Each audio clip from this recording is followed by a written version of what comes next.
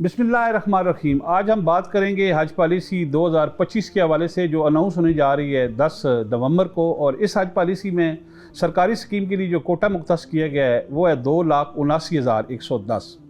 और पहली दफ़ा ये है कि इस स्कीम के तहत 3 अक़साद में जो है किस्तों में पैसे जमा कराने होंगे। ये पहली दफ़ा वज़ारत मज़हबी अमूर ने फैसिलिटी दी है, सहूलत दी है हाजियों को। और ये जो कोटा है 2,79,210 का, इसमें से आधे सरकारी स्कीम के तहत और आधे लोग प्राइवेट स्कीम के तहत जाएंगे। और ये 3 किस्तें हैं, इसमें 2 लाख की पहली किस्त है, दूसरी किस्त जो है वो 4 लाख की है और तीसरी में आपको यकमुश्त इसकी रकम जमा करानी होगी। पहली दफ़ा जो हज पैकेज है वो भी 10,75,000 रुपये से 11,75,000 रुपये तक मुख्तस किया जा रहा है 2025 के लिए। उसमें उनका जो पासपोर्ट है वो 25 दिसंबर 2025 तक वैलिड होने चाहिए। अगर वो पासपोर्ट पहले उसकी मुद्दत ख़त्म हो रही है तो वज़ारत मज़हबी अमूर ने क्योंकि फ़ास्ट ट्रैक दे दिया है कि लोग पासपोर्ट बनवा सकते हैं। ऐसे लोग जो रवान साल हज का इरादा रखते हैं उनके लिए जो पासपोर्ट की शर्त रखी गई है वो है दिसंबर 2025 तक हर सूरत में वो पासपोर्ट वैलिड होने चाहिए। इस पैकेज के साथ रवां साल जो बैंक हैं वो 15 नवंबर से हज दरखास्तों की वसूली शुरू करेंगे और ये ज़ाहिर है वसूली 3 अक़साद में होगी क्योंकि ये पहली दफ़ा ये इंसेंटिव दिया गया है। लेकिन इसके साथ साथ 2 दौरानिए का हज मुतारफ़ कराया गया। ये भी पहली दफ़ा है। लोग पहले 40 दिनों का हज होता था, वो प्राइवेट सेक्टर का हो या सरकारी सेक्टर का हो।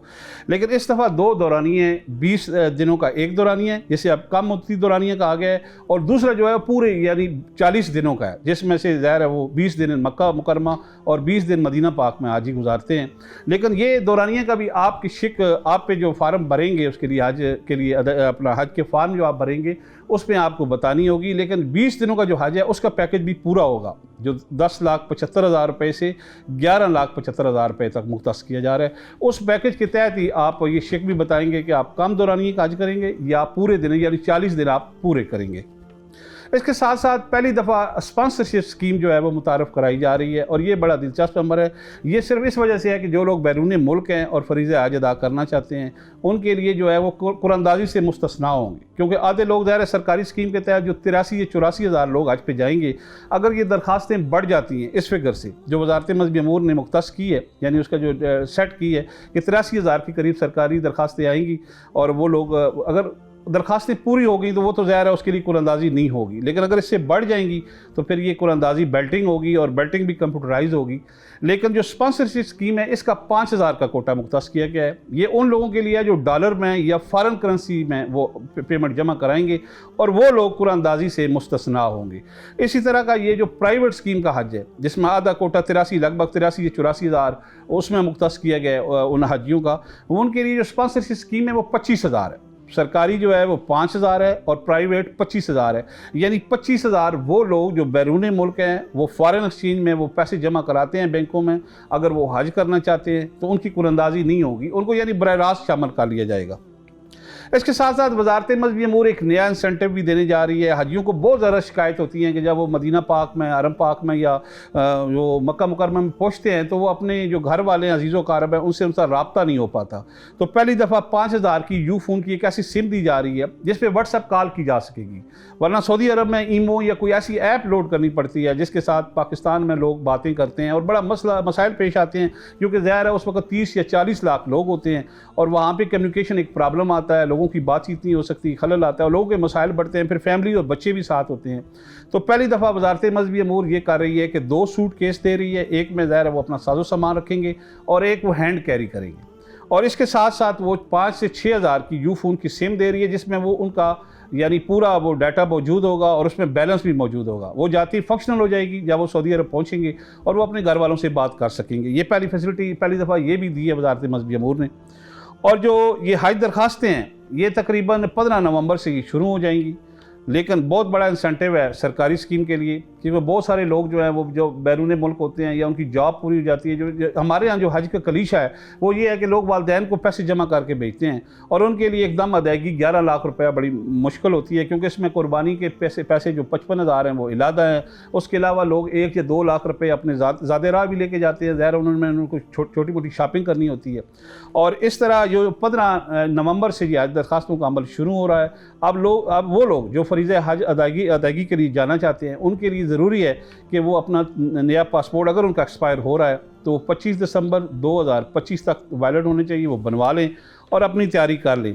लेकिन इस हज में पहली दफ़ा सऊदी जो वज़ारत हज है उसने सेहत के हवाले से बड़ी सख्त जो उसकी शराइत रख दी हैं, नई हेल्थ पॉलिसी का अनाउंस कर दिया हज्जों के लिए, और वो पहली दफ़ा ये बड़ी सख्त पॉलिसी अनाउंस की गई है। क्योंकि हमारे यहाँ पाकिस्तान से जो ज़्यादातर हाजी जाते हैं वो ज़्यादा उधेड़ उम्र के होते हैं, वालिदैन कोशिश होती है लोगों की कि अपने वालिदैन को भेजें, यहाँ फाइनेंस का इशू है, यहाँ पाकिस्तान में और बड़े प्रॉब्लम है, ज़ाहिर है इंडोनेशिया हो, मलेशिया हो, वहाँ तो यंग लोग जाते हैं हज पे, लेकिन पाकिस्तान में उसके पैरेलल थोड़ी सी मुख्तलिफ सूरत हाल है।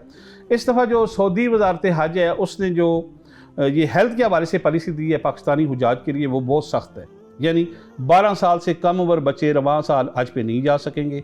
इसी तरह वो ख़वातीन जो 6 या 7 माह की हामला होंगी उन पे पाबंदी होगी, वो आज के लिए अप्लाई नहीं कर सकती।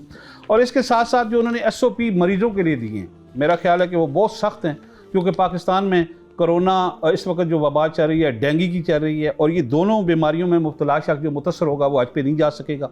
ज़ाहिर है पाकिस्तान में 40,000 के करीब लोग डेंगू से मुतासर हैं और 11,000 से ज़ायद लोग इस वक्त अस्पतालों में जिनका इलाज हो पा रहा है, और कुछ लोग 11 से 12 लोगों की डेथ भी हुई है, अमवात हुई हैं डेंगू से। तो ये पहली दफ़ा है, बड़ा सख्त SOP है कि आप जो डेंगू का होगा, कोरोना का मरीज़ होगा, दमी नज़ले ज़ुकाम का मरीज़ होगा, वो आज के लिए दरख्वास्त देने का अहल नहीं होगा। इसके साथ साथ वज़ारत मज़हबी अमूर को कहा गया है कि आप ये SOP हेल्थ के हवाले से हुजाज को बता दें, क्योंकि हमारे यहाँ जो लोग अमराज़ दिल, ये शुगर के मरीज़ होते हैं, उनके लिए तरीक़ाकार ये होता है कि वो हाजी कैंपों में उनकी अद्वियात पैक की जाती हैं, लेकिन इस दफ़ा सिरे से उनको जाने की इजाज़त ही नहीं दी जा रही, क्योंकि पहली दफ़ा है कि सऊदी हुकूमत जो है उसने बहुत सख्त कर दी है SOP हेल्थ के हवाले से। इसी तरह वो लोग जो नफसियाती अमराज का शिकार है, ये भी उन्होंने शिक डाल दी है। ऐसे लोग जिनका कोई जिगर फेल हो रहा है, डायलिसिस का मसला है, या कोई ऐसी दैमी पीरियड डिजीज़ है जिसको दैमी अमराज कहते हैं, उसके शिकार हैं, यानी खांसी का कोई शिकार है, फेफड़ों का कोई शिकार है, लंग्स की वो बीमारी है, वो लोग हज दरख्वास्त देने के अहल नहीं होंगे, वो नहीं जा सकेंगे। इसी तरह जो ख़वातीन हैं हामला 6 से 7 माह की, अगर कोई हामला ख़वातीन है वो पहले उनके लिए परमिशन थी 6 माह के लिए, जो 6 माह का को अगर हामला खातून है वो जा सकती थी, लेकिन इस साल वो दरख्वास्त देने की अहल नहीं होंगी। इसके साथ साथ इन्फ्लुएंज़ा है, जिसे हम बीमारी ज़ुकाम भी कहते हैं, फ्लू भी कहते हैं, और इसके साथ साथ पोलियो है, इसका सर्टिफिकेट आपको देना पड़ेगा।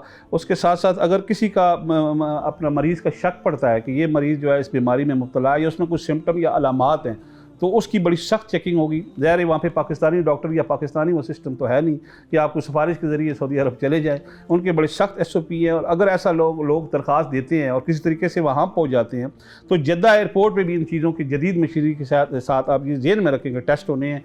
और अगर किसी कैसी ऐसी कोई बीमारी जो दायमी मर्ज़ में शिकायत का मर्ज़ में मुब्तला है, कोई बंदा उसको शिकायत है या उसकी कोई अलामात ज़ाहिर हो रही हैं, तो उसको वहाँ से हज करने की इजाज़त नहीं होगी।